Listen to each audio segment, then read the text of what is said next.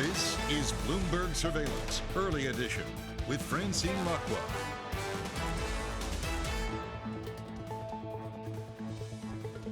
Bloomberg Surveillance Early Edition. I'm Francine Lacqua here in London. Here's what's coming up on today's program. Gilts surge on expectations that the UK government is preparing for a tax cut U-turn. Kwasi Kwarteng flies back early from his US trip. U.S. core CPI comes in at the hottest level since 1982, with inflation spreading deeper into the economy. A 75 basis point hike next month is all but solidified. And ahead of this weekend's Communist Party Congress in Beijing, we look at how President Xi is securing his plan to stay in power. Now, first thing is first, so let's check on the markets, and I think we're starting with gilts. Of course, this is a momentous day, not only because the Chancellor had to fly back early from those IMF meetings, with the Times reporting that we could actually see a U-turn, or they're thinking about announcing a U-turn on some of the tax cuts and other fiscal plans as soon as today. But today is BOE emergency bond buying ending day. Happy Friday, everyone. You can see that playing out on the market since yesterday when we heard about that U-turn. Remember, for the last 2 days, the Bank of England has been scooping up and buying back gilts. My question of the day is, who is buying UK gilts now? A lot of people won't. I think we have one guest in the studio that actually is, so we'll get to Rupert Harrison shortly. The UK two-year yield, 3.594.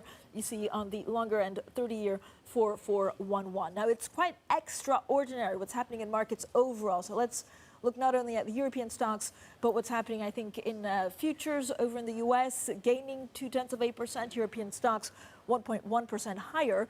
Again, yesterday we saw a massive whipsawing of a lot of these equities. Today, extending this rebound that we saw U.S. stocks roaring back from losses sparked by a hot inflation reading. It is quite difficult to position yourself if you're a trader with all of these quick moves, and then sterling 112.94. So in what could be a stunning U-turn, the Prime Minister, Liz Truss, is reported to be preparing to abandon a central part of her tax-cutting agenda after weeks of chaos in the markets. Now, the Chancellor has cut short his trip to the U.S. He's heading back to London just hours after insisting he's not going anywhere. Our position hasn't changed. I will come up with the medium-term fiscal plan on the 31st of October, as I said earlier in the week. And there'll be more detail there. What I'm totally focused on is on delivering on the mini budget, making sure that we get growth back into our economy. I'm not going anywhere.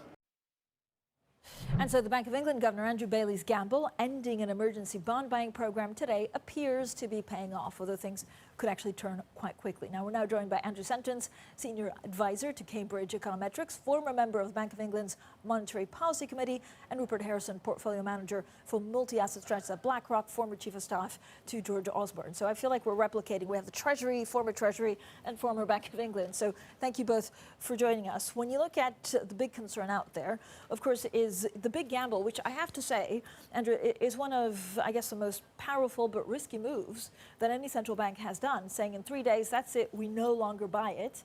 We don't no longer, buy gilts. We're not extending that program. Was it right because we're seeing a reversal from fiscal? Well, there are two things the Bank of England has been doing. One is this intervention in the market, which actually hasn't needed to be as dramatic as they suggested. They haven't used the bulk of the £65 billion that they were committing. But there will still be in place until early November a repo facility, which financial institutions have access to. And so there is a sort of backstop in that respect. So, Rupert, what is the plan you imagine will come out actually from Liz Truss and her team? Well, look, at the moment, this is all speculation, so we don't know. Yeah. But it does seem pretty clear the government is preparing a U-turn on at least a very big chunk, if not something like half, of the permanent tax cuts that were in the mini-budget. And certainly if we now, I think, don't get that U-turn, then I think markets will react very negatively, because we're already seeing that starting to be priced in, first yesterday when the rumours broke, and then this morning when it was confirmed that Kwasi Kwarteng was flying back from Washington. I think that markets are looking for something that is, as I say, on the order of at least half of what was done. That may not totally solve the problem, but I think as you're seeing from market moves, I think it will certainly buy time to the 31st of October. Do you think Liz Truss is safe? Well, predicting British politics from month to month at the moment is a little bit difficult. I certainly think that this is the wise move for the government, both on an economic and political front. I think given the situation they're in, acting early to stem the bleeding in markets, regain some stability, definitely buys them some time, and I think that's the best she can hope for at the moment. So, Andrew, what do you think happens next? If we have a big U-turn along the lines of what's being leaked, or at least what's being sourced by the media, is it enough to get credibility back for the UK? Well, I think what people will be really looking for is a comprehensive statement of the outlook for the economy and for the public finances, and that's what was lacking with this mini budget. Now that's now scheduled for the 31st of October, so that's still a couple of weeks away. So I think we're going to face a period of continued volatility. There may be some backtracking, as Rupert says, on some of these tax reductions, and that's probably going to be a wise thing. They can't wait 2 weeks, can they? Well, that's the schedule we've got at the moment, so we'll have to see. Maybe we'll see some sort of interim measures, as I say, perhaps postponing or reversing some of these tax reductions. Rupert, do you worry about Treasury not having the expertise for markets, given the departures of Scholar and others? No, I don't think the Treasury's expertise or the Bank of England's expertise depends on one single person. I think it's certainly a loss to the Treasury to lose Tom Scholar, but James Bowler, who's the new Permanent Secretary, is very, very competent. And I think that the institutions still have a very clear view of what's happening in markets. In the end now, this comes down to the decisions for the politicians. Okay, so you're not a markets guy and you're buying gilts. Yeah, we have been buying gilts in the sense that we've been closing what has been a very long-standing underweight.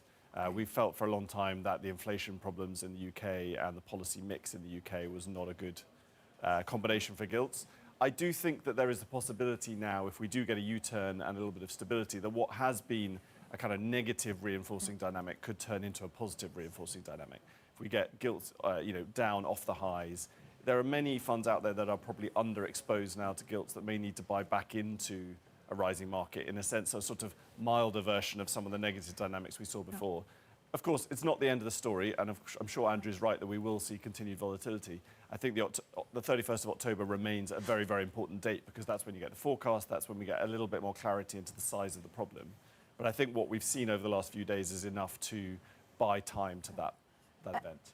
Andrew, what are some of the questions that you're asking right now? So do we need to reform actually how pensions work? I'm not so sure about that. I think the issues with pension funds are really being driven by the speed with which the markets have moved, which wasn't anticipated. I think they were expecting bond yields to go up, but not so dramatically. And that's what's caused the market turmoil, as I understand it.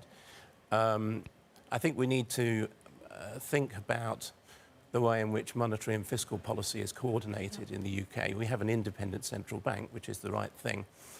But what's caused a lot of this turmoil is that fiscal policy appeared to be pulling in one direction, and monetary policy was pulling in the other direction.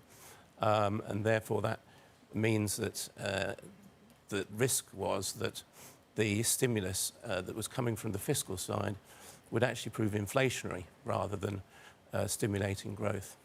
But Andrew, so if you see, but this also comes from some of the belligerent talk that Liz Truss had done in her campaign. I mean, once markets stabilize, and I don't know whether you're expecting that in the next 2 to 3 weeks, are we going to see the Bank of England and a government much more hand in hand, like we had in previous crises?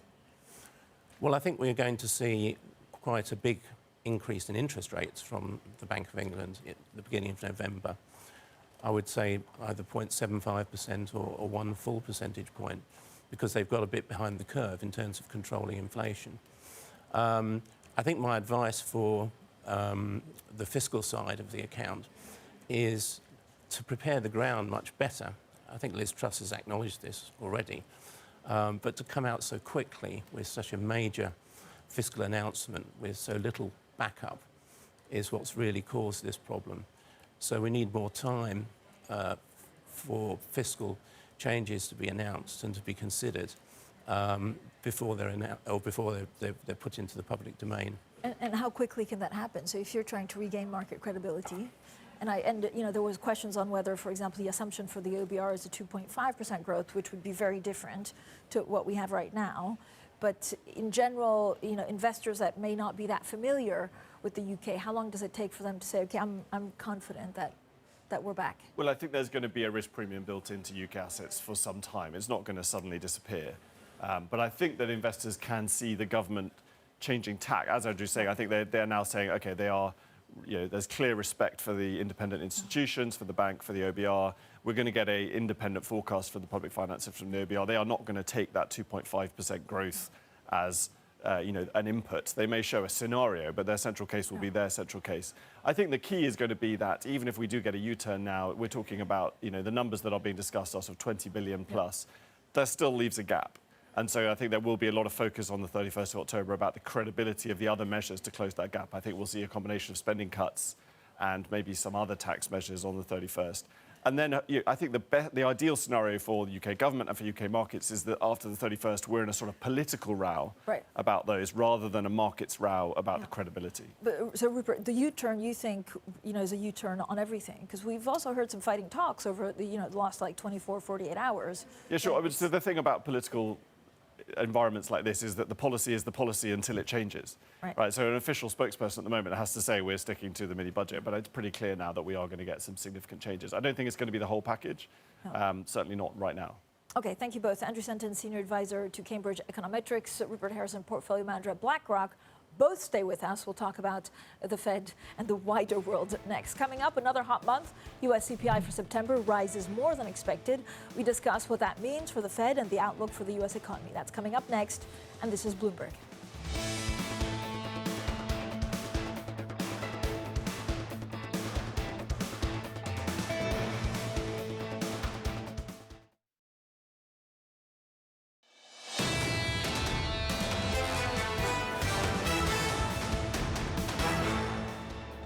I don't know if it's going to be a soft landing. I don't think so, but it might. Mild recession or tough recession. My point, in the tough recession, you would expect the market another 20 or 30%. I'm not going to give odds across those three things, but for all of us who have to worry about risk, of course you should plan for those things. JP Morgan Chief Executive there, Jamie Dimon, who is not optimistic about recession being avoided. Now, he spoke as U.S. CPI came in hotter than expected, all but cementing a 75 basis point hike from the Fed next month. Now, overall, of course, the picture is exactly on what we've been talking about, inflation, what it means for markets, and how do central banks deal with it. We're back with Andrew Sentance, Senior Advisor to Cambridge Econometrics, Rupert Harrison, Portfolio Manager at BlackRock. Now, that export price index, Andrew was actually asking exactly the figure, year on year, 9.3% for the month of September, and the import price was 6.2% in the U.S. year on year. So we're back with both to try and have a conversation on inflation. Rupert, if you're a world leader, or if you're like central bank around the world, do you look at the UK and do you reassess your plans for budgets?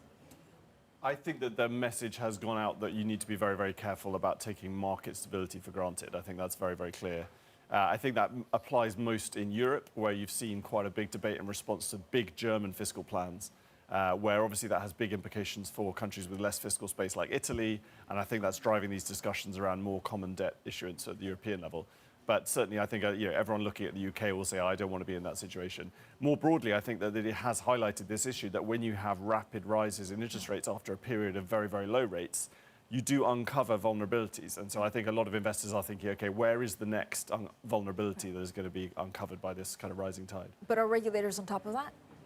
Well, look, we hope so. I mean, you have to say that actually the UK authorities have dealt with the issue in the UK pretty well. I think the Bank of England has acted swiftly and effectively. So in this case, hopefully no lasting damage has been done. But look, of course, there's always an uncertainty. Where do you see the biggest vulnerabilities, Andrew? I mean, we spoke to Sir Howard Davies of NatWest, and he was saying exactly the same thing, is that it's once, the rapid rise in interest rates basically leaves swimmers naked. So, so what was the expression? When the tide goes out, you find out who's been swimming naked, I think there you go. The phrase. Who has been swimming naked? Well, I can't comment on the financial market specifically, but I do think we've still got quite a serious problem of inflation. And that's picked up in a way that we haven't seen for 40 years or so. Inflation is nearly 10% here in the UK. It may yet go higher. It depends on how the energy price package that the government's announced kicks in. But the other worrying issue for inflation control is that a big spike in inflation like this is pushing up wages and pushing up other costs in the economy. And so we may see second round effects and a sort of continued above target inflation for quite some time. So I think that's one of the things that we need to focus on. So what should we be wary of? I mean, shadow banking is something that's also been increasing in the US and in Europe. Is that where we could see a black swan event? Well, there's all sorts of potential vulnerabilities in the financial sector, but what I would say is that we went through quite a rigorous exercise after the global financial crisis to try and make sure that banks and other financial institutions were properly regulated, and we didn't go back into those types of problems. So hopefully, as Rupert has said, the regulators are on top of the problems, and we haven't got too much in terms of hidden problems in the financial sector. Rupert, even like 2-3 weeks ago, maybe 4 weeks ago, we're still talking about the possibility of a soft landing. Is that now just gone out the window? I think it's very unlikely. I have to agree with Jamie Dimon, and we heard at the beginning of this segment. I think that we are now heading for a recession in the US, maybe a mild recession. I think we're certainly either in or about to enter a recession in Europe. I think the issue is more a medium-term issue, which is that the CPI print yesterday was bad. It's really bad. Like, we have got very deeply ingrained, very broad-based inflation in the US. Even more medium-term concern is that wage growth, as Andrew was saying, in the US is very, very high. And I think when you look at historical episodes, you need to have a significant increase in unemployment in the US in order to bring wage growth back down to acceptable levels for the Federal Reserve. And unless we get some very, very positive downside surprises in inflation and wages, that soft landing seems very, very hard to combine with acceptable inflation outlook. But so what could stop the dollar's rise? Do we need the world economy to get better, and how long could that take? Well, I think the dollar's rise continues. We've been long dollar for a long time, but we have reduced the size of that because you're getting now to some levels. And I think it's also interesting to see how the dollar's been trading over the last week or two. It hasn't been reacting to the upside quite in the same way, and I think there's a little bit of more resistance. I think it's also interesting that some policymakers are starting to talk in the US about global fragilities brought about by the strong dollar. I think we've heard Lael Brainard, for example, starting to talk about that. I don't think we're anywhere near the sort of mid-80s levels where policymakers are going to convene in some kind of plaza-style agreement to try and bring down the dollar. So I still think that there is upside risk, just because there is no... I think a good guide is every time at the moment the markets try and price a pivot in US monetary policy, that's something you want to fade, because there is no evidence at the moment to support that. Rupert, thanks so much. Rupert and Andrew there. Andrew Sentance, Senior Advisor to Cambridge Econometrics and former member of the Bank of England's Monetary Policy Committee. Rupert Harrison, Portfolio Manager for Multi-Asset Strategy at BlackRock and former Chief of Staff to George Osborne. Both joining us, of course, on the UK and the US and the world economy. Coming up, how the world of high fashion is trying to catwalk its way through high inflation. We're joined by the Chairman and Chief Executive of Moncler. He's Remo Ruffini. That's coming up shortly, and this is Bloomberg.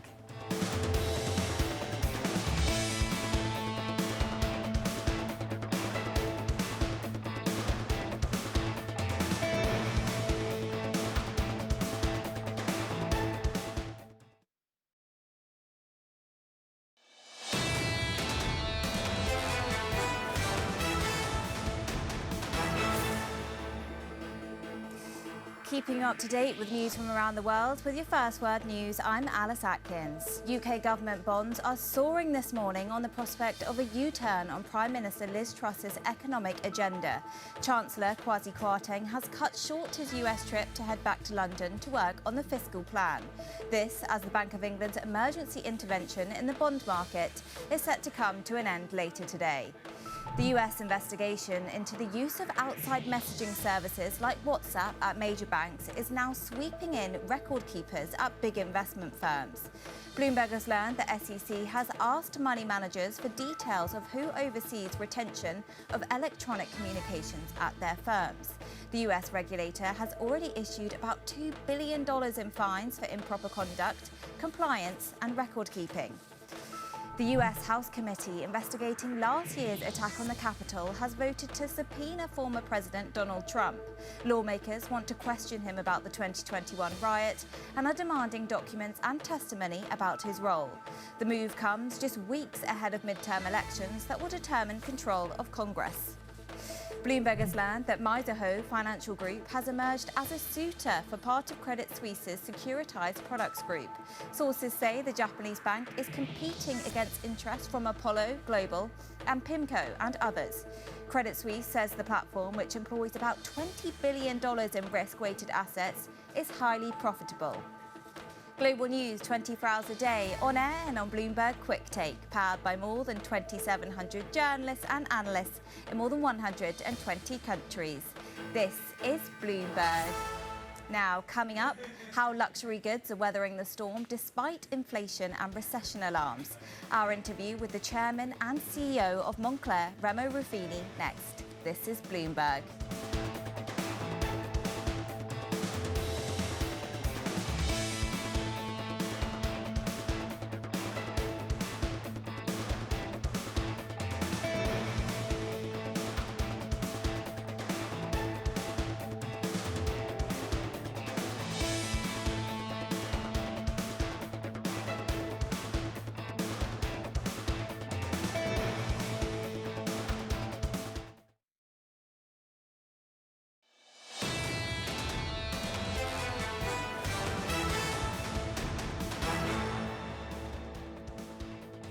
Guilt surge on expectations that the UK government is preparing for a tax cut U-turn while Kwasi Kwarteng, the Chancellor, flies back early from his US trip.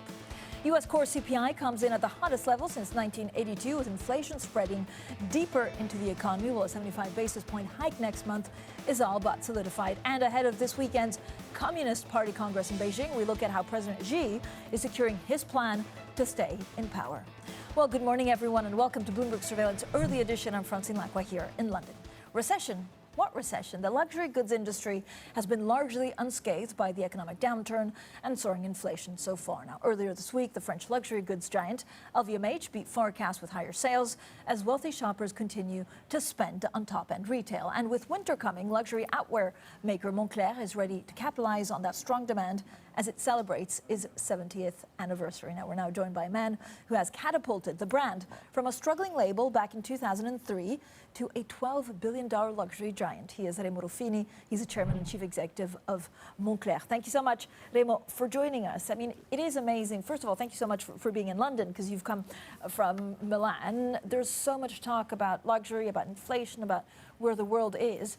How do you see luxury developing over the next 2, 3, and 5 years?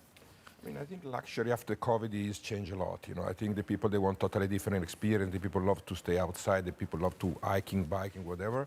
And we have to take in consideration that, you know, digital becomes super important at the moment. Omnichannel becomes super important. And, you know, first of all, I think it's very easy, you know, from possession to experience. You know, the people really want another approach in the luxury world, from meaning to dreaming, from dreaming to meaning, you know, is totally different approach. I think, you know, we have in front of us 5 difficult years, I think, you know, because the world is, they have trouble, changing a lot. But I think if you stay tuned with your customer, I think today is more community approach, is less one-to-one, the communication is really top-down, you know. I think we have to really match all the experience we have in the last three years. That was quite a good experience. I think the word is omnichannel. Omnichannel in terms of everything, you know, in terms of sales, in terms of communication. You have totally a lot of platform in front of you. It's not anymore digital or .com and so retail. How difficult is it to keep on top of all of this? So you're, you know, originally known as a mountaineering and outerwear company, but there are all these experiences. I mean, we were in one in London, and again, it's also maybe trying to be more streetwear. You have had so many fashion collaborations. Does that change the perspective on how you want to shape the company in 4 years? Yes, I think it's again top-down. You have to be able to talk with a different community all around the world, you know, and the culture is totally different. Think about China, United States, Europe. The approach is totally different. That is obvious to say, but it's not obvious to make it. So how is the approach different? So do people buy differently, for example, in China, the US? Not much, in case the communication now is top-down. You have to talk with the community, and then the community come to your stores. Means this is the difficult things, you know. Since you know, America is quite easy, not easy, but you know, because there is a lot of micro community today, but we know better. You know, but China, for example, that's a super important market for us, is not obvious. First, we cannot travel there since March 2020, means already almost 3 years, and it's changed a lot, especially in the digital world. China improved a lot, everything, you know. And now the game is really to stay tuned with them, understand the culture, understand the ideas, understand what they're looking for. And this is really the game for the near future. And then if you think about, for a company, this possession is important because you need to buy jacket or whatever. Right. And, you know, you have to build up an experience. Build up an experience to the world is totally different than 5 years ago. I'm sure for the next 5 years, we really have to match physical and digital approach. I always say digital become very important, especially... Digital to what? To make you dream? To make it appealing? Is it less physical stores to buy, or is it just all about experience when you go to a physical store? Honestly, after COVID, physical became stronger and stronger for sure. But I always say digital, the .com, the e-com will be the future for sure. But we have really to transfer the physical experience into the digital world. That seems obvious, but it's not, because now it's very catalog approach, every e-com of the luxury world. I think the game is to be more immersive, give the possibility to be more immersive. I don't want to talk about metaverse. I think metaverse is not something else. Yes, it's the next 5 years. But I think from now to metaverse, I think we have to build something, an organization, a structure, you know, in our .com that the people feel and experience. Otherwise, I think it will be difficult to transfer the revenues from the physical world into the digital world. So does that mean that you also want to acquire companies that maybe do experiences, or is it outside? I know you've, you know, in terms of expansion, how much bigger will you be in 5 years? This is very, you know, we have in front of us a difficult moment. I think, again, we have like 6, 7 short term. We have the election, we have the Congress in China, we have many things, the war in Ukraine, we have inflation. Inflation is, I mean, is quite tricky in Europe at the moment. We have the midterm in America. We still have COVID around. I mean, it's very difficult to say, but I'm quite positive. You know, the company is super well managed. We have really rigor in everything we do, and I think we have vision for communities. That's what I said before. And I think we have strong positivity. We just make an acquisition on Stone Island. Yes, Stone Island 1.5 years ago.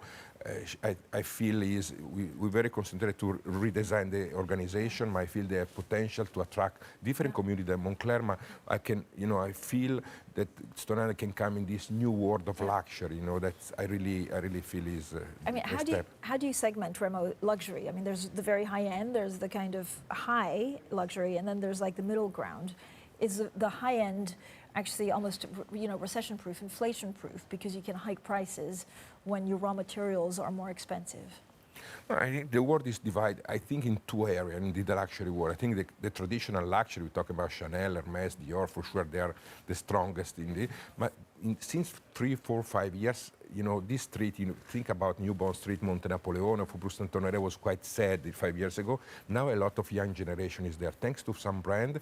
Gucci was one of the first. We did, with Genius, we attracted a lot of young kids.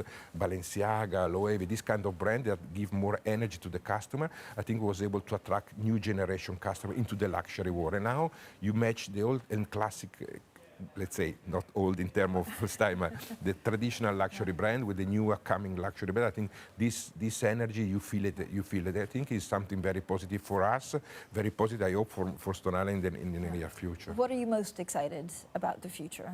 I mean, again, you know, you're celebrating your 70th year anniversary for the brand, which is quite incredible through all the phases that Moncler has been going through. Yeah, for Moncler, for us, I think the anniversary was very important to us to stop for a while and think of the future. I think what we did in the last 70 years, what they did, because I was not there, you know, because I managed the company in the last 20, I think was really not betray the roots, stay tuned with the roots, but at the same time be modern, contemporary. Yeah. And I always say it was my slogan when I've been public, say survive fashion. I think for us, survive fashion, we are in the fashion world, but we have to stay very consistent, and survive fashion is, I say every... It's a good, yeah, I try to do that every day.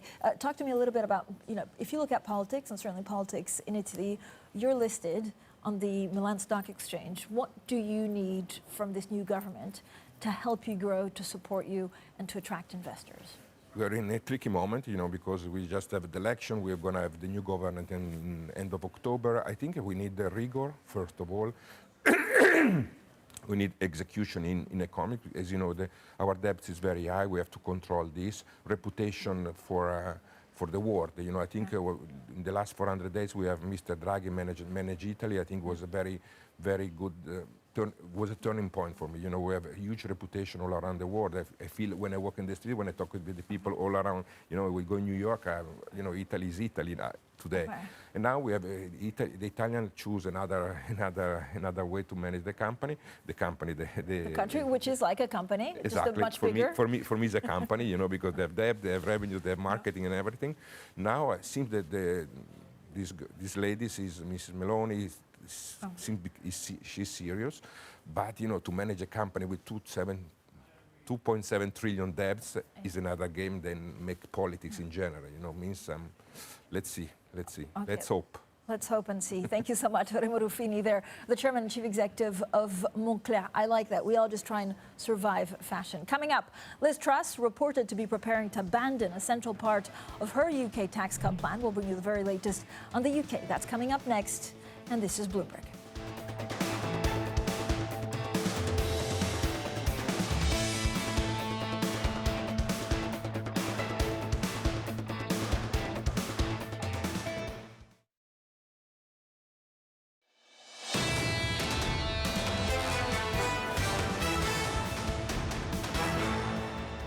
I think the Fed is doing exactly what they told us they're going to do, right? So the markets may not like what they're doing in certain cases, or they may wish that they were doing something else, but the key to successful central bank intervention is to actually do what you say you're going to do. So I think the challenge that you have in the UK, for example, is a lack of credibility and a lack of clarity. The Fed is telling us exactly what they're going to do, they're doing it, and the markets are responding. The Ares Management President, Chief Executive and Co-founder Michael Arrighetti on where he sees buying opportunities in the credit market. Now, the pound lower gilts bid this morning amid reports that the Prime Minister, Liz Truss, is preparing to abandon a central part of her tax-cutting agenda. Now, the Chancellor cut short his trip to the U.S. just hours after insisting he's not going anywhere. Our position hasn't changed. I will come up with the medium-term fiscal plan on the 31st of October, as I said earlier in the week. And there'll be more detail there. What I'm totally focused on is on delivering on the mini budget, making sure that we get growth back into our economy. I'm not going anywhere. So is Bank of England Governor Andrew Bailey's gamble ending an emergency bond buying program today paying off? Well, we're joined by Lizzie Burden outside number 10. So Lizzie, the U-turn on corporation tax now seems inevitable. What can we expect from it? Well, Kwarteng left in the early hours of the morning UK time from Washington. And if you look at the BA flights, you could deduce that he's either already on UK soil or about to arrive at about 10:45 a.m. And you would assume that he'd be straight on his way here to number 10 Downing Street to see Liz Truss for crisis talks. And you could speculate that they would make this U-turn before the market open on Monday at least, because this has already been priced in, and so they're not going to want to see a sell-off on Monday morning. Given his rushing back, perhaps it'll be even sooner than that. But in terms of where it leaves Liz Truss, more U-turns now seem inevitable. She does seem to be in office but not in power. And there's speculation as well that the Tories would change their rules so that they can change leader to perhaps Penny Mordaunt or Rishi Sunak, who ran against her in the leadership campaign. But if whoever is the new leader would have a very diluted mandate, there'd be pressure for a general election. And at the moment, it looks like Labour would win. So, Lizzie, where does it leave the BOE? Today's the last day, of course, of its bond buying operations. Yeah, well, in the game of chicken between the Chancellor and the Governor, Andrew Bailey seems to have won because it's Kwarteng who seems to be about to do the U-turn. Of course, Andrew Bailey said that the pension funds had 3 days to get their act together. Implicitly, that seems to have been a message to the government as well. Our reporter Phil Aldrich was in Washington, and when Andrew Bailey was asked whether this U-turn would be the answer to the market turmoil, Phil says Bailey's response was a big grin. And so where it leaves the Bank of England next, if the market turmoil does continue but they end the programme today, perhaps there's room for a more creative solution. I was speaking to former BOE policymaker Martin Wheel yesterday. He suggested that there could be targeted help for the pension funds that are in trouble. But really, Andrew Bailey is going to want to get away from the blunt instrument of quantitative easing so that he can focus on inflation fighting, prioritise that over financial stability and stop getting dragged down the path of fiscal dominance. That's what the message was from the IMF yesterday. Lizzie, thank you so much. Lizzie Burden there with the very latest on this bond buying. Now let's bring in Bloomberg Opinion's Marcus Ashworth. Marcus, thank you for joining us. Is this just the Bank of England governor being lucky, or was it a genius move? I think what's really going on is the pension regulator behind the scenes is wielding a very large, probably very unpainful stick to a lot of the pension trustees. And we see the price action yesterday, not so much in the conventionals, which show the Bank of England was being very generous in their pricing, but particularly on the index link part, the linkers, people were selling at levels way, way below where the market is, because they've been basically told to, in large size, get out of these situations now. And today, I'm sure we'll see the same. They may even increase the amount they buy. I think the Bank of England will be very flexible on these things, and I think they may buy a very large amount today. It's possible, because I think the message has come loud and clear from that pension regulator. You have no excuses come Monday if you haven't sorted yourself out with regards to collateral and needing what you need to sell into the Bank of England. So Marcus, how would you explain it? I mean, it's very difficult to look at, the numbers and say how much of this, support actually came from BOE bond buying and how much of it is actually gilt buyers wanting to come back in because of the U-turn and the fact that they feel more at ease with the government plans. It's difficult to always separate the politics away from. I thought it was more Bank of England, but then with the politics going on, it's possible that quite a bit of it is. But there's also been a lot of speculators in here making a lot of money. Good for them. It's a free market. They're getting squeezed here as well. What a shame. So we will have some shorts, hopefully feeling a bit of flame underneath them. And clearly, I think that we have to wait till Monday till we know that any of this works. The big gamble from Bailey. I suspect, as Lizzie was saying, this isn't QE. They don't want to call it QE, but all intents and purposes, people feel like it's QE. But they may do other things next week. And we also have the various repo measures in place, which should offer a little bit more stability, certainly on the sort of plumbing of the system, which has obviously gone very awry the last few weeks. Yeah, so actually, can you talk to me a little bit about that? So what's this repo facility exactly? I mean, can it be a real backstop, or because it has to be the banks for the pension funds, it doesn't have as much teeth as, of course, as Bank of England just swooping up gilt? Well, as we've seen with some of the stories coming out about Northern Trust having a sort of a logjam where they didn't have enough staff to process manually, the raft of sales, a lot of collateral requirements, particularly into clearinghouses like the LCH, are required instantly that day. So if you sell something, you may only get it 2 or 3 days later. That created a real pressure, which we saw the Bank of England respond to by offering to buy gilts back.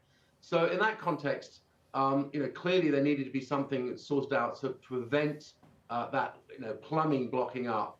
And they've done a raft of different things. Some of them are temporary, but practically speaking, every week from now on, permanently, you can turn up at the Bank of England and deposit whatever asset you have, as long as it's sterling investment grade, corporate bond, gilts, links, linkers, a raft of other different stuff, and they will give you cash. So that should create a much calmer system whereby people can know they can get access to top quality collateral and sense cash when required, selling assets as long as they are of a certain quality, which the Bank of England's made very clear. And it's not just restricted to primary dealers or the gems. It's a wider thing rather than just banks and regular players. So, Marcus, one of the things that you're very good at is also seeing stresses in the markets. I know you've been covering financial markets for quite some time. We spoke to Sir Howard Davis of NatWest just 2 days ago, and he was saying that he'd be casting his eye on some of the areas of the shadow banking, or really anything that could hurt significantly as interest rates are going up quite a lot, because the LDIs really came as a surprise. Is there any area in the market right now that you are worried about? Well, clearly, we've seen a massive stress test of leverage in the system, which people perhaps turned a blind eye to, though it was obviously hiding in plain sight. I mean, when you get super low bond yields for a very long time and you force pension funds into buying them and insurance companies, and then all of a sudden yields just jump exponentially, of course there's going to be fallout. And clearly the shadow banking, or indeed the hedge fund industry, on a raft of other different measures are exacerbated because of the way we switch to these centralized clearing houses, which is great news for counterparty risk. It solved the Lehman Brothers problem, the global financial crisis issue. Unfortunately, what you got now is a sudden requirement for only the best quality collateral into settling those derivative trades, every day, day on day, the variation margin. That's caused a massive squeeze as far as getting hold of cash when you need it and top quality collateral. That's why we caused this problem. This is a wider issue, not just the UK markets, but global markets. I don't think there's a radical solution needed. It just needs a bit of better regulation. The regulator has been asleep at the wheel. I mean, Bailey himself was in charge of the Financial Conduct Authority for a lot of the last few years. So a lot of questions need to be asked on how markets are regulated, not just in the UK, but let's start in the UK because clearly we need to get our act together. Marcus, thank you so much. Marcus Ashworth, our Bloomberg opinion columnist. Now, coming up, Chinese authorities moved to censor social media after an extremely rare protest criticizing President Xi Jinping just days before the Communist Party Congress. We have plenty more on that story next, and this is Bloomberg.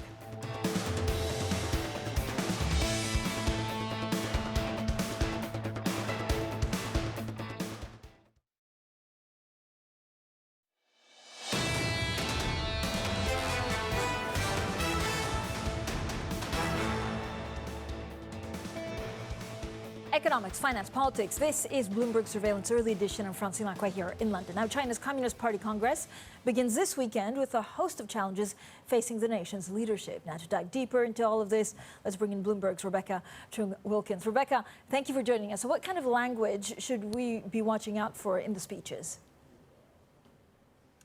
Well, there's two really key terms, I think, that investors and traders in particular will be watching. The first is how Xi Jinping balances the need to manage risk and security with development. This slogan has sort of become more prominent over the last couple of years and really speaks to, of course, those crackdowns that we saw on tech, property, this idea of common prosperity. The other thing to look at is what sort of successes that Xi Jinping touts as good indicators of China's move to emphasizing the quality of growth rather than quantity of growth. And that will give some kind of indication of the direction of travel. So, Rebecca, is there any hope for a lift to markets after Congress like we've seen in the past? Well, absolutely. I think typically we do expect to see a little bit of a boost, usually coming into Congress, actually. And there was some optimism that there could be lifting of policies around COVID zero, for example. But unfortunately, I think there is, a much deeper pessimism has set in. It's very unusual to see markets, everything from equities to currency to credit markets, performing so badly like this ahead of a key party event. Normally, there's a big emphasis on stability and shoring things up. But it is really sort of a reflection of sentiment because of the slowing economic growth and the continued drag on the one hand of this property crackdown, but also of ongoing COVID lockdowns. And really, when we look at some of the recent state media commentary, it does look like we're going to see a doubling down on the efficacy of COVID zeros, at least for the next few months. All right, Rebecca, thank you so much. Rebecca Chung-Wilkins. So we, of course, have a lot going on. On Sunday, it's the People's Congress in China. Today, it's all about Andrew Bailey, guilt, and what we hear or not from the government on that U-turn. Bloomberg Surveillance Early Edition continues in the next hour. Kailey Leinz in New York, Anna Edwards here in London, and this is Bloomberg.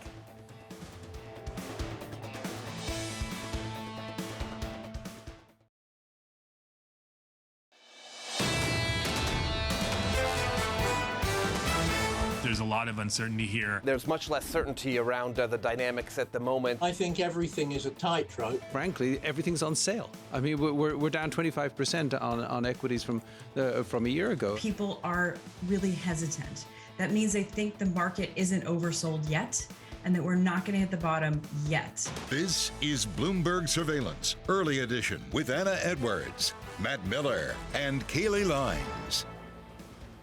It's 10 a.m. in London, 5 a.m. in New York, and 5 p.m. in Hong Kong. Our top stories today. Record reversal. The S&P 500 defies expectations, roaring back from losses sparked by that hot U.S. inflation reading. Asia and Europe join the rally, but U.S. futures now fade. UK tax U-turn. Prime Minister Liz Truss prepares to abandon key measures of her economic plan following weeks of market turmoil. Chancellor Kwasi Kwarteng races back from Washington. And JP Morgan, Citi, Wells Fargo and Morgan Stanley kick off bank earnings season today with the Fed hikes in focus. Jamie Dimon warns it's unlikely the central bank can pull off a soft landing.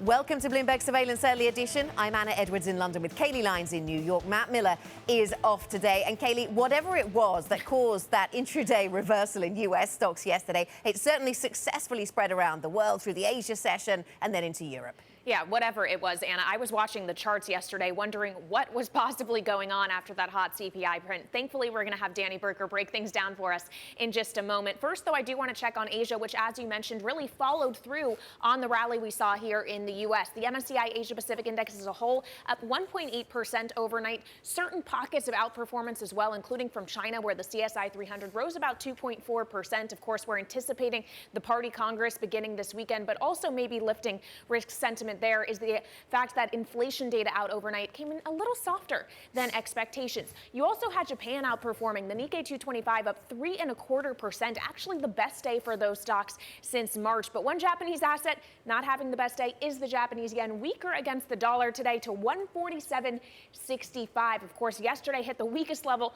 going all the way back to 1990. So we are watching potentially for fresh intervention in the Japanese yen.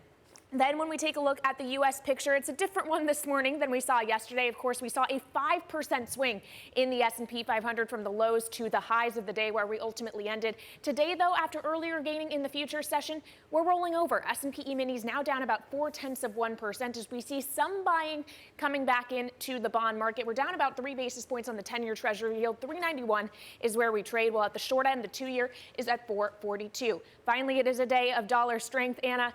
Bloomberg Dollar Index trading at 1343 at the moment. Yeah, and you wonder if there's a link between that dollar strength and the stock risk asset weakness that we're seeing now, certainly expressing US futures, Kailey. This is an expression of yesterday's story on Wall Street, really. We're catching up with Wall Street. We've got European stocks moving higher today, up 0.7% in London, up around the same in Paris, and a bit less than that in Germany. It's pretty broad-based. It's been throughout most of the sectors throughout the last 2 hours of trading here in Europe, just as Wall Street was pretty broad-based. There's a lot of focus, once again, though, on UK assets. Let's get to some of that. We've got the 30-year yield in here coming down once again. So we're seeing a lot more appetite for UK gilts this morning. We look ahead to the tender offer, the last of its kind from the Bank of England a little bit later on. So we'll see the size and scale of the Bank of England's intervention. How much are they buying at this point? But we've got the 30-year yield down at 4.36%.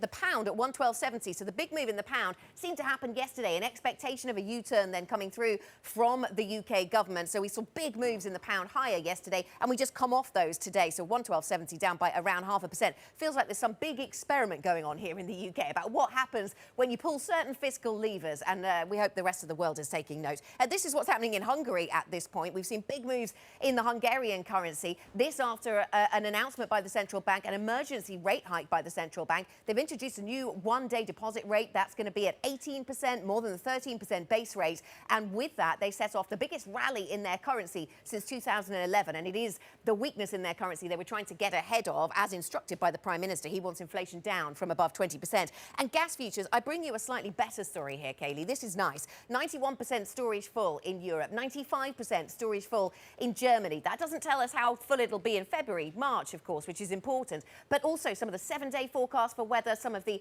longer-term forecasts for weather are suggesting that temperatures will be above average through this winter. And so when you're looking for good news, that is it. And as a result, the gas price is down by 4.4%.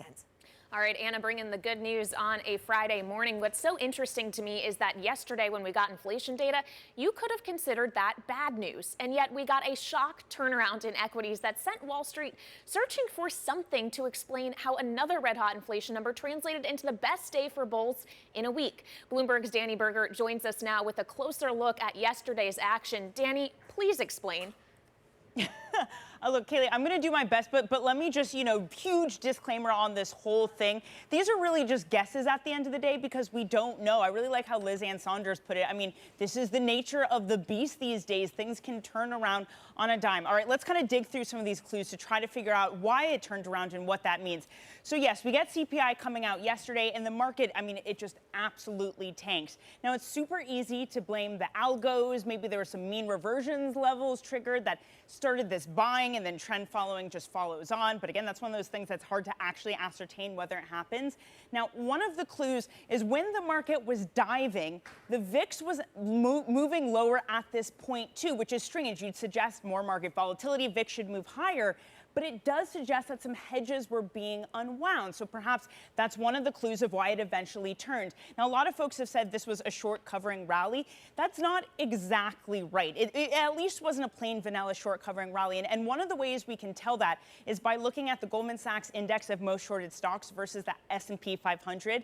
The most shorted stocks underperformed. It only gained 1.4%. Overall index gains 2.6%. Usually the most shorted stocks just absolutely rip on a day of short covering. So clearly this was not individual stock led. Now, it still could have been short covering, but it would have been moved by something more technical. I know all of this is a bit technical, but we had a lot of folks buying puts before yesterday. We had some days of record put buying as well. So if the market tanks, puts become profitable, folks trade those in, the dealers on the other side, they're short the market to have a neutral position, and then they need to short covering. So if it's short covering, it was a weird technical one. Now, all this mumbo jumbo is to say that it does look like it was because of market mechanics. So Anna, at the end of the day, that fundamental bearish story still not gone. Okay, Danny, thank you so much. That is why she's here, to explain the tough stuff. Danny Berger with us on what was driving markets. I spoke to a guest at Credit Suisse who was saying, yes, she was not convinced that we had turned any kind of material corner with the enthusiasm for risk assets yesterday. Let us get to talking of turning corners, let us get to UK politics. What could we expect from the Prime Minister, Liz Truss, today? Some kind of U-turn, perhaps. That is what's being reported. And is she preparing to abandon a central part of her tax-cutting agenda after weeks of chaos in the markets? The Chancellor has cut short his trip to the United States and is heading back to London just hours after insisting he's, quote, not going anywhere. Our position hasn't changed. I will come up with the medium-term fiscal plan on the 31st of October, as I said earlier in the week, and there'll be more detail there. What I'm totally focused on is on delivering on the mini-budget, making sure that we get growth back into our economy. I'm not going anywhere. Well, he certainly thinks he's not going anywhere in terms of his job. He was going somewhere, though, Lizzie, in terms of his travel plans, because he left Washington early, on his way back to the UK as we speak. Lizzie Burden, our colleague, joins us from Downing Street to take us through the latest. The U-turn on corporation tax then, not announced, but certainly being talked about by a lot of people. Is that what we expect? Yes, Anna, it's a question of timing now, it seems. If you look at the British Airways flight schedule, it would appear that we can expect Kwasi Kwarteng to land on UK soil around 10:40 today. Then you would expect him to come to Downing Street for crisis talks with Liz Truss about when to time it. Now, you would expect that they would announce it before the market open on Monday because, of course, this U-turn is now priced in. And so they're not going to want to see a sell-off at the market open when the Bank of England's emergency bond buying program would already have been withdrawn. But then the question is, would they actually want a weekend of speculation? Is Truss wanting to speak to her friend Kwasi Kwarteng today, and will they announce the decision later today? But really, it's leaving Liz Truss very much a lame duck. As you say, this is another key plank of her economic policy. The idea was to boost growth. So the Times is reporting that the Tories are plotting to change their rules, replace her with Rishi Sunak and Penny Mordaunt, who of course ran against her to be the leader. But whoever would take over from Truss would have a severely diluted mandate. And judging by the polls, you would expect if there had to be a general election, Labour would win. Okay, Lizzie, you mentioned the bond buying program of the Bank of England ending. Today is the last day of that. Where does this leave Andrew Bailey and his team? Well, it seems in the game of chicken that he was playing with the Chancellor Kwasi Kwarteng, Andrew Bailey has won, and it's the Chancellor who's going to have to U-turn. Remember, Andrew Bailey had said that the pension funds had 3 days to sort themselves out. Implicitly in there, it seemed it was a message to the government to sort itself out. But if the market turmoil continues after today, perhaps we can expect a more creative solution from the Bank of England. I was speaking to former BOE policymaker Martin Wheel yesterday. He suggested they could provide more targeted support for pension funds. But what the Bank of England is going to want to do is get away from the blunt instrument of quantitative easing so that it can reprioritise inflation fighting over financial stability and stop getting dragged down the path of being dominated by fiscal policy. All right, Bloomberg's Lizzie Burden reporting from Downing Street. Thank you so much. Let's get to corporate earnings now. U.S. banks are set to kick off what will be a very closely watched third quarter earnings season.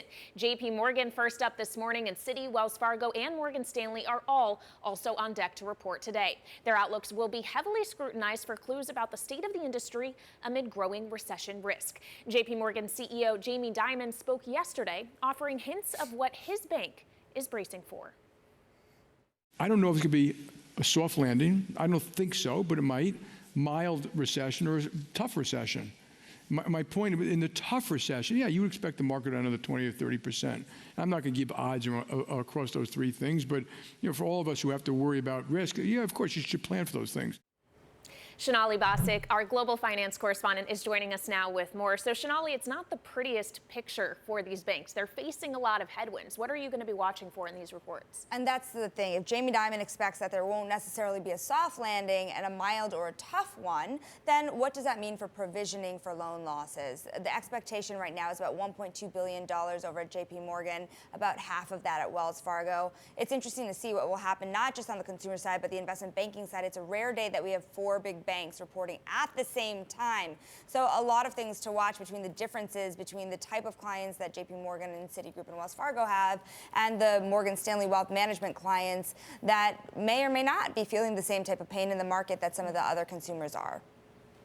Okay, yeah, Shanali, four at the same time. That really isn't fair. How does this set us up for the rest of the year then? What do we look out for longer term? I think what's interesting also is you're starting to see a lot more pressure on those trading desks because even places like rates, commodities, fixed income, some banks are doing very well, Anna, but then if you look at that larger FIC business, you've seen some firms already be burned by mortgages and mortgage trading, for example. So is there more pressure in those businesses that started to create a ballast to some of those other areas that started to see some weakness?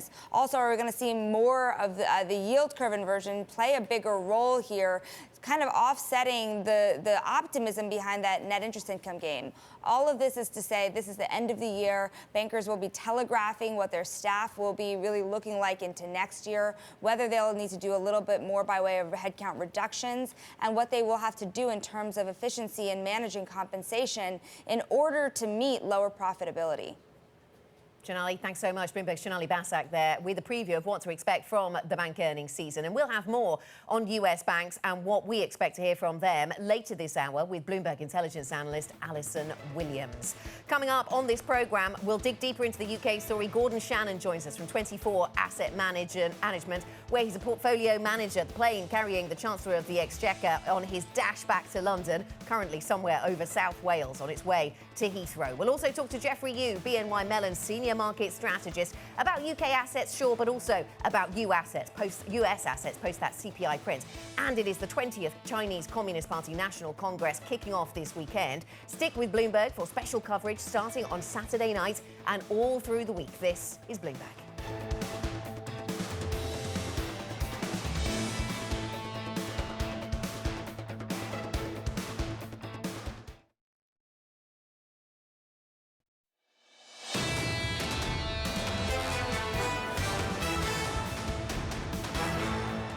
This is Bloomberg Surveillance Early Edition. I'm Anna Edwards in London with Kailey Leinz in New York. Matt Miller is off today. And let's return to the theme, one of the themes of the week, and that is around gilt markets. For our radio audience, I'll describe the chart we're going to show you. A chart essentially of UK gilts and what yields have been doing. This is the 30-year yield, which is extremely topical. That's where the Bank of England has been intervening. That's where the Bank of England has been buying at the long end of the curve. Just before we got that fiscal plan announced, of course, we saw those yields go higher. They were tracking substantially higher. The Bank Bank of England stepped in, those yields came down. They started then going up again. And now, as we hear reports of a U-turn by the government on those unfunded tax cuts, yields come down. Let's get some market analysis. Gordon Shannon, portfolio manager at 24 Asset Management, is here with me in studio in London. Gordon, very good to speak to you. So we're all waiting to hear what the government has to say later today, over the weekend. If we get some U-turn, how big a U-turn do we have to see to calm gilt markets? Is it possible to say? Because there's talk about U-turning on corporate tax, but that's only £18 billion. The IFS says the hole in the fiscal plan is 60 billion. So does the size matter, or is it the signal we're looking for? I think it's the size, because the signal is important that the government is finally listening, and it appears we've been caught in this game of high stakes poker between the chairman of the Bank of England, Andrew Bailey, and I'll stress, the current Prime Minister, Liz Truss. But what's been forgotten is the other player in this game, the bond market, and the bond market is certainly unhappy with a large unfunded fiscal expansion. Ultimately, gilt investors won't write blank checks. So yes, I think a reversal in that, in the plan to freeze corporation tax alone, I think we'll have to add in the national insurance as well. Okay. But that's tough, because that one's going to come in next month. Okay, so that's a couple of areas where we're looking for some kind of U-turn, or at least that we're thinking that that's where it might fall. What about the preparedness of pension funds and the gilt market for going back to life as normal on Monday? Because if the Bank of England is going to stop its bond buying programme, as it says it will, do we know whether pension funds have taken this time to rebuild collateral, if LDIs, these liquidity-driven investments, are going to be in a fit state to meet margin calls? How is that going to play out on Monday? From what I've heard, I think that's been handled quite well. The Bank of England did gain a lot of the market's confidence in its intervention. And, you know, looking at that chart that we mentioned before, it's guided the market down, allowing it to step down each day in an amount where the LDI schemes were able to raise the appropriate collateral to handle those moves and take us back to roughly fundamentals. I think that the LDI schemes, from what I'm hearing now, have taken their leverage from around 3 times at the end of September to 1.5 to 2 times now. They would have come into the year with around 150 to 200 basis points worth of gilt moves, collateral for those kind of moves. That was all used up by June, so they were in a precarious position. And then, of course, the mini budget absolutely blew them out of the water. At this point, I think they've rebuilt themselves to having around 300 basis points worth, but they're still trying to get to 400. So, and to do that, they're continuing to sell risk assets. So that's a negative overhang that will be on top of the market. That's some great detail, Gordon. Kailey, jump in. Well, Gordon, you're talking about the rebuilding of some of these pension funds. What about the rebuilding of the Bank of England's credibility? How much do they have left? Well, that's, you know, it's been described that Andrew Bailey's gamble, his bluff here, has paid off well. I mean, I think that was reckless. I think on Wednesday, when he made these bombastic comments about the fact that the buying would end this Friday, that was unnecessary. He could have privately cajoled the LDI schemes to get on with their selling, but he should have allowed a bit more ambiguity in the market. We could be in a different scenario right now, where the Bank of England would be forced to continue buying on Monday, and then its credibility would have been pushed even lower. Ultimately, controlling inflation is what the Bank of England really needs to get on with. Right. And that's why, aside from the very short term, I would be fading this move. Well, on the controlling inflation, they are going to need higher interest rates to do that. Gordon, it's not even just a question of what the Bank of England ultimately decides to do today with the ending of this program. It's what they do in November. What should they do, and what do you think they ultimately will do? So I think they should be hiking by at least 100 basis points, and crucially, not having that alongside dovish messaging. I think they should be indicating that there'll be another 100 at the next meeting, and that those hikes won't be getting reversed anytime soon. In reality, I think it's more likely now, especially if we have this U-turn, and that's looking more and more likely, that we perhaps only get a 75 basis point hike and some dovish noises that perhaps the next one will only be 50 basis points. I think that's nowhere near enough, given how sticky UK inflation appears to be. Okay, and is it rate hikes that are going to bring down inflation, Gordon, or is there room for government to make policy changes here? And away from the politics of it, which would be controversial, the labour market is really tight. Yeah. If they changed immigration rules in some way, that might provide some, that might alleviate the pressure on the labour market, but obviously that has politics attached. What kind of policy choices does the government have? I mean, I think first of all, the government could try hard to not make things worse. So that would be my first request. But yeah, the labour market continues to be tight, and it's tight for the kind of the worst possible reason. Consumers are continuing to be squeezed, but unemployment is falling, but that's because the inactivity rate, the participation rate, is not rising. So there's a lot of people off on long-term health problems. I think that's a hangover from COVID-19. Brexit and the immigration controls have not helped, but this is a global phenomenon, and there will be a very lagged impact of any reversal in those. So I don't see any quick way to turn around the tightness in the labour market. And when we're talking about turning things around, there's also an energy shortage and a cost of living crisis that the government is trying to deal with. Gordon, what is the optimal policy prescription for that? I mean, ultimately, what really worries me is that governments are running naked shorts on gas prices right now, both in the UK and throughout Europe. And in the same way that we all pretended to be expert epidemiologists during 2020, I think now everyone will claim that they're an expert in meteorology. And in the next couple of weeks, we should get fairly useful long-term forecasts for what the winter will be like in Europe. And if it's a hard winter, all bets are off. Yeah, Anna was giving us somewhat of a positive meteorological I forecast think he's talking earlier. about me. He was talking about me there, Kailey. Yeah, that was my amateur meteorology, but it was based on some reliable sources. It was on the Bloomberg terminal. Ah, yes, and that we know we can trust. Gordon Shannon, 24 Asset Management Portfolio Manager, thank you so much for joining us. Now let's get to some other stories and keep you up to date with news from elsewhere around the world with the first word. Twitter's lawyers tried again to learn what Elon Musk had told federal authorities who were investigating his attempt to take the social media company private. According to a letter unsealed in court, attorneys for Twitter sought documents last week related to the Musk investigation. By that point, Musk reversed himself on walking away from the $44 billion takeover, but he and Twitter were still adversaries in court. The Securities and Exchange Commission is deepening its probe into the use of outside messaging services and is now looking into the practice at investment firms as well as at major banks. The SEC has issued about $2 billion in fines to banking giants over the past year for the use of messaging apps such as WhatsApp due to risks around improper conduct, compliance, and record keeping. It's understood dozens of investment firms have now received requests for information from the SEC. The House January 6th committee has voted to subpoena former President Trump.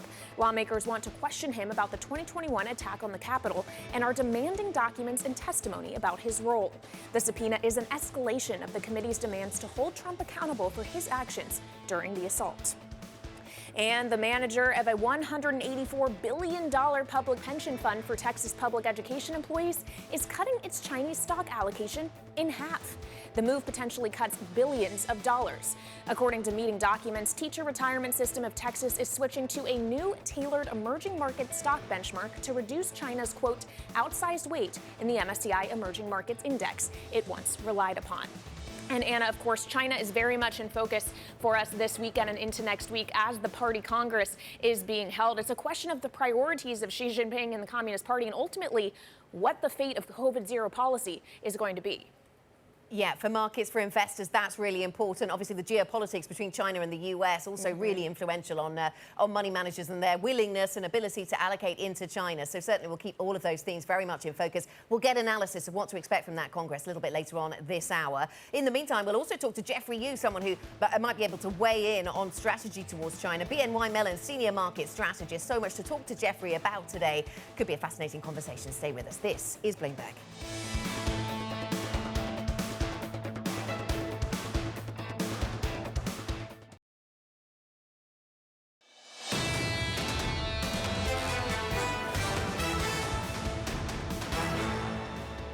This is Bloomberg Surveillance Early Edition. Here's what you need to know. Record reversal. The S&P 500 defies expectations, roaring back from losses sparked by that hot US inflation reading. Asia and Europe join the rally, but US futures now fade. UK tax U-turn. Prime Minister Liz Truss prepares to abandon key measures of her economic plan following weeks of market turmoil. Chancellor Kwasi Kwarteng races back from Washington. And JP Morgan, Citi, Wells Fargo and Morgan Stanley all kick off bank earnings season today. With the Fed hikes in focus, Jamie Dimon warns it's unlikely the central bank can pull off a soft landing.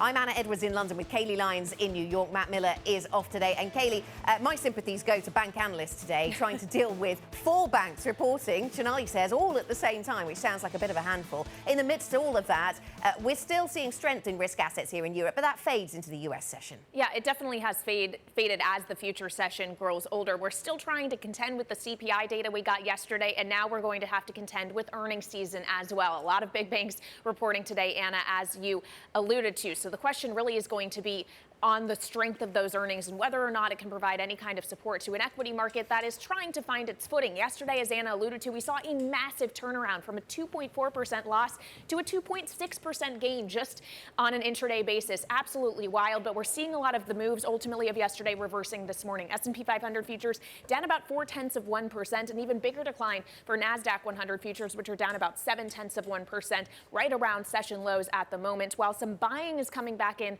to the Treasury market, it was still a yields up day yesterday. Today, though, they are down about 2.5 basis points on the 10-year yield to just south of 392. And it is a day of dollar strength. And the Bloomberg dollar index stronger by about 0.4%. 1345 is where we trade at the moment. And of course, in foreign exchange, a lot is going to be paid attention to the British pound today in particular.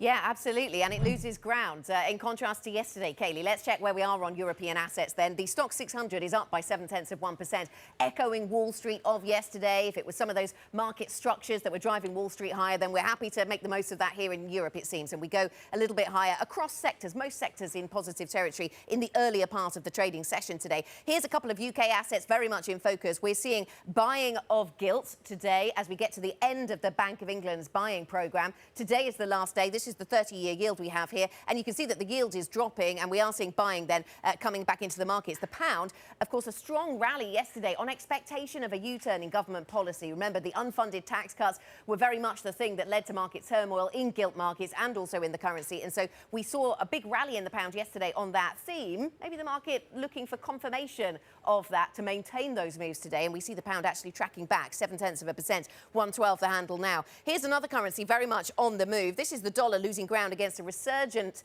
Hungarian forint, and this is because the central bank over in Hungary decided on an emergency policy intervention. They have hiked interest rates, they are tightening policy, introducing a one-day deposit rate, and they're going to offer 18% on that, Kailey, in contrast to the 13% base rate.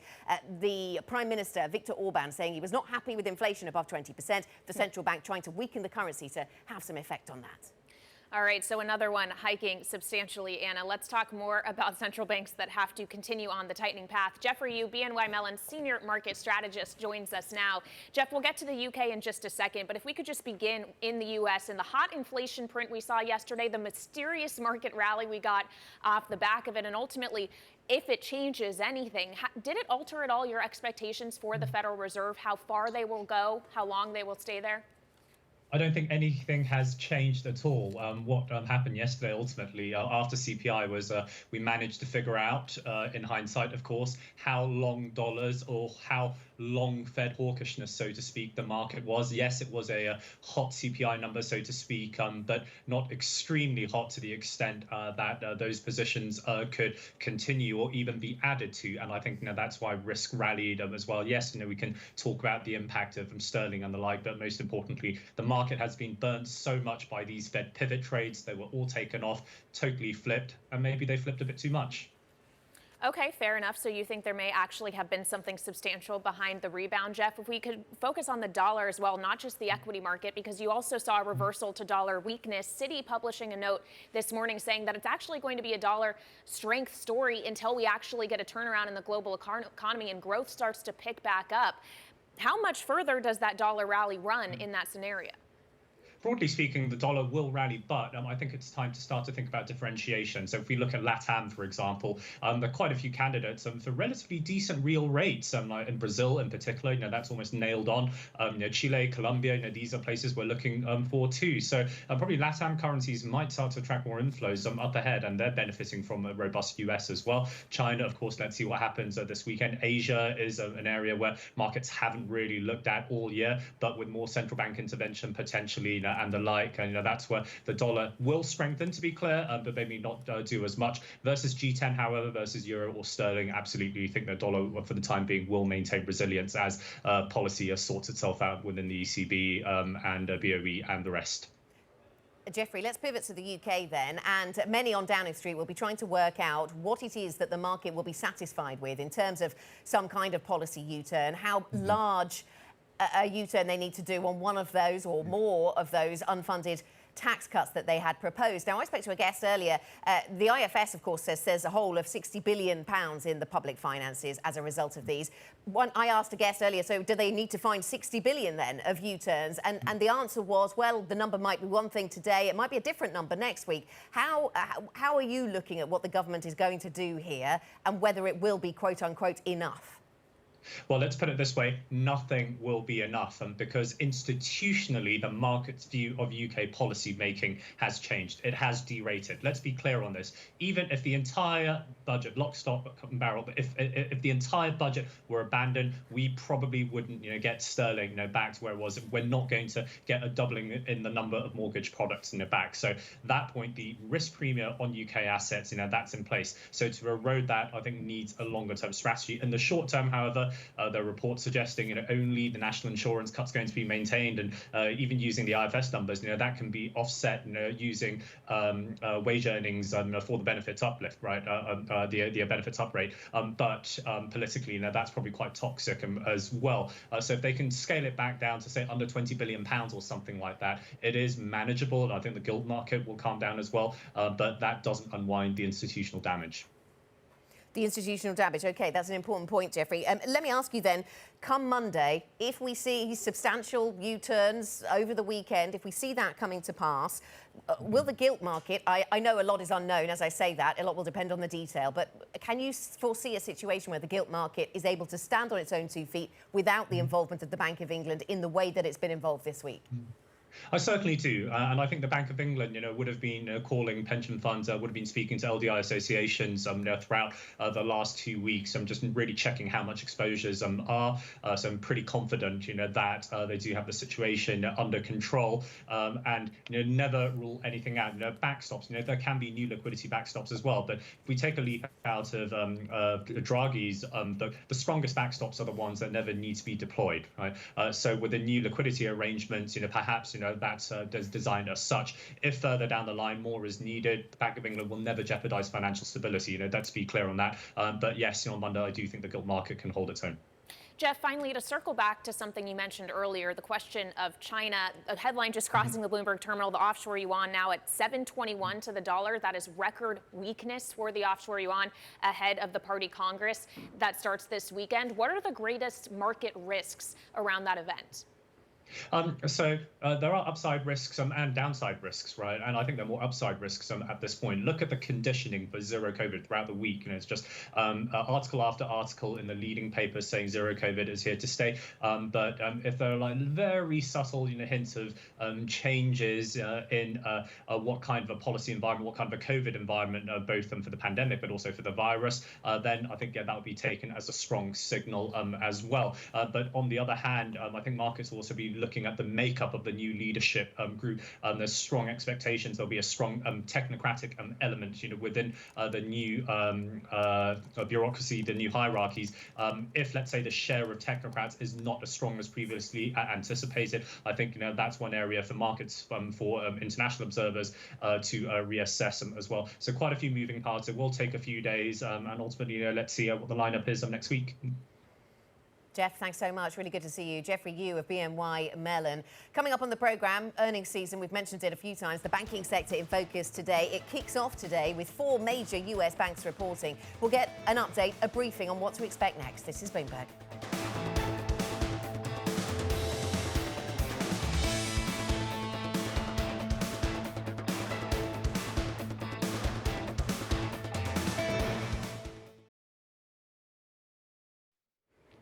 This is Bloomberg Surveillance Early Edition. You're looking live at the Principal Room. Coming up later today, an interview with IMF First Deputy Managing Director Geeta Gopinath. That's at 8:30 a.m. in New York, 1:30 p.m. in London. This is Bloomberg.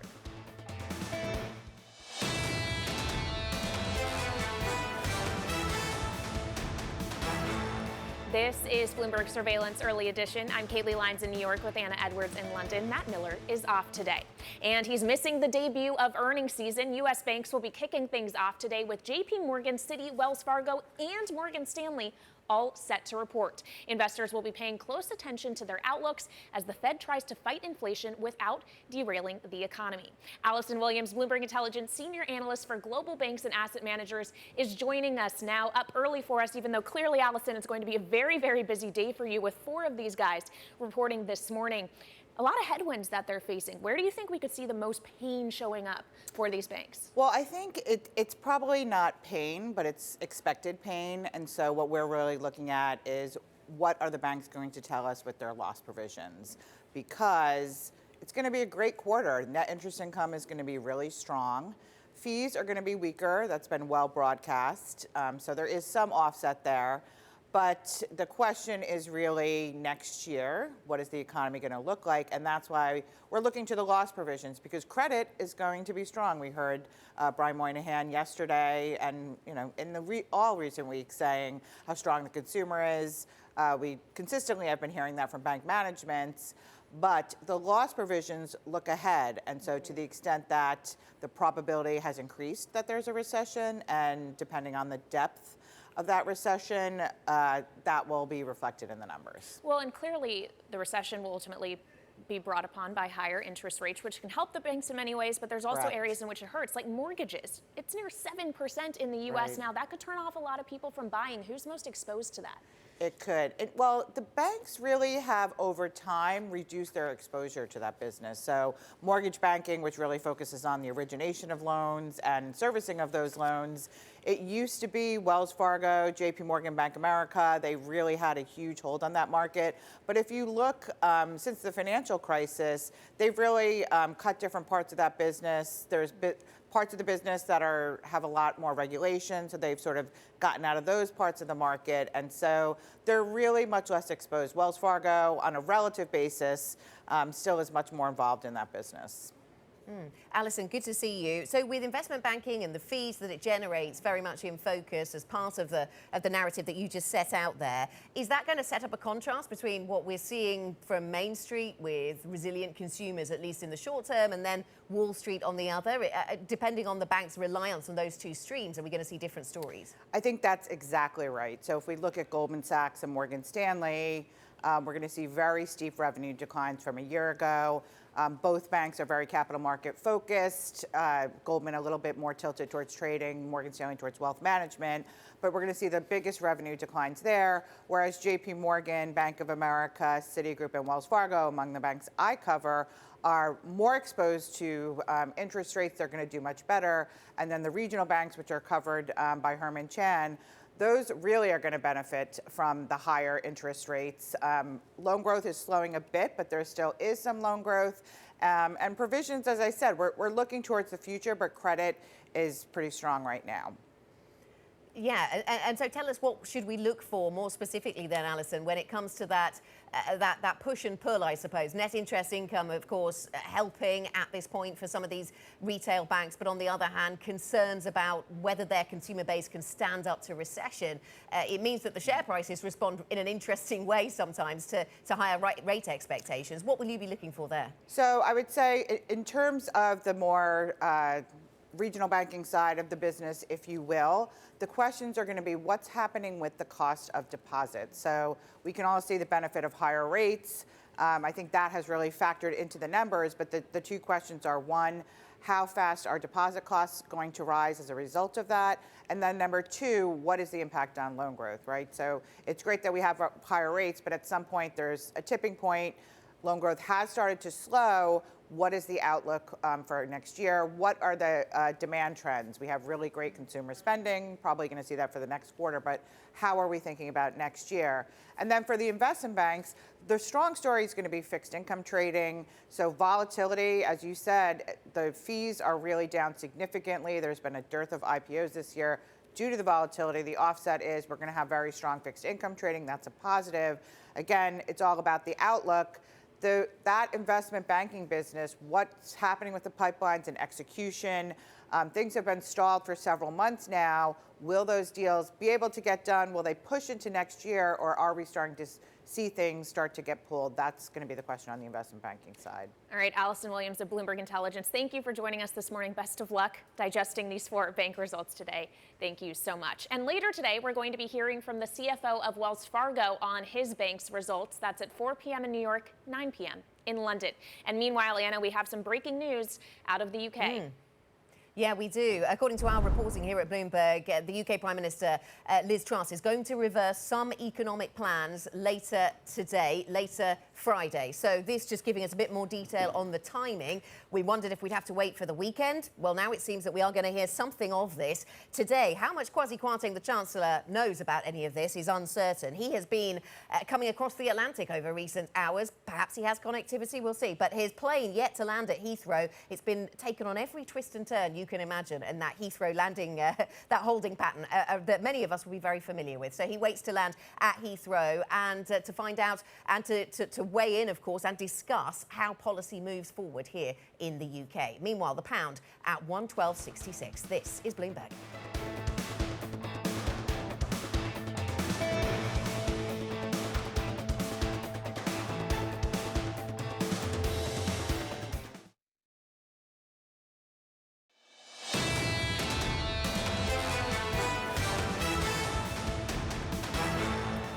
This is Bloomberg Surveillance Early Edition. I'm Kailey Leinz in New York with Anna Edwards in London. Matt Miller is off for a long weekend. But before we can get to the weekend, we still have to get through a very busy Friday today.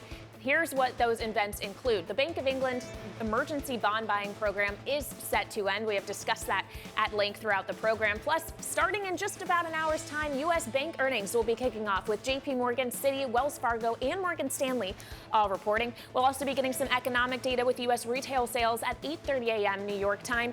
And finally, happening this weekend, China opens its 20th Party Congress on Sunday, where President Xi Jinping looks set to secure another term as party chief. And the markets, Anna, are going to be watching that one very closely.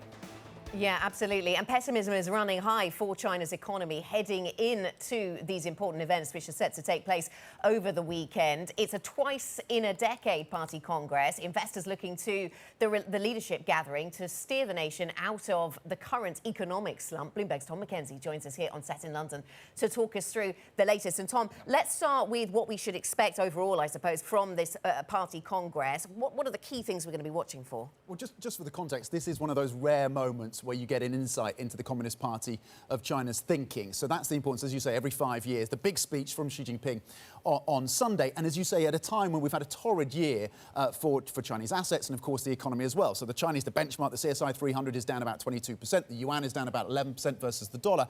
And then the economy, the World Bank thinks the Chinese economy will grow just 2.8% this year for the first time in more than 3 decades, below most of its Asian peers and below that 8.1% that we got yesterday. Last year, I should say. That again, within the context, you're looking back to the kind of growth we saw in the 1990s when China's economy was a minnow. So what we're looking for, of course, any comments from Xi Jinping around the ability to shore up growth, but also the lineup as well. At the top of the party, the most powerful men, they are all men, unfortunately, at the Politburo Standing Committee, because that will give us a sense, that lineup, as just how entrenched Xi Jinping's own power is, and what that can tell us then about the tensions that we know exist between the need to reform, stabilise growth versus the focus on security and the borders of China. Well, Tom, you talk of stabilizing growth, and we know one of the biggest challenges to the Chinese economy has been the standing by of COVID-0 policy. They have not abandoned that policy despite its detrimental economic impact, and it seems that state media are talking up the idea that that needs to continue even after the Party Congress is over. What about that? Yeah, absolutely. This will be, as you point to, a big disappointment for investors and for those hoping that you're going to get a major relaxation around COVID zero. You're absolutely right. We've had at least 3 days where you've had commentaries in state newspapers supporting COVID zero. You've also had the hiring of COVID zero officials in Shanghai on 2-year contracts, which of course many people are reading into in terms of the time frame. A number of people think it's not going to be relaxed significantly until at least the second half of next year. So that is a major hindrance. And in fact, you've seen a flare-up of COVID cases. And in the case of Shanghai, a number of schools and other businesses have been closed down. Any commentary on that we'll be looking for as well. But there is not an expectation you're going to get a dramatic change on COVID zero. Also looking for anything on the property sector. We've been talking about the headwinds facing that sector. There have been some measures to try and put stimulus into the real estate market. A lot of that will depend on COVID zero as well. But anything that's incremental will be looked for on that front. And then, of course, US-China tensions.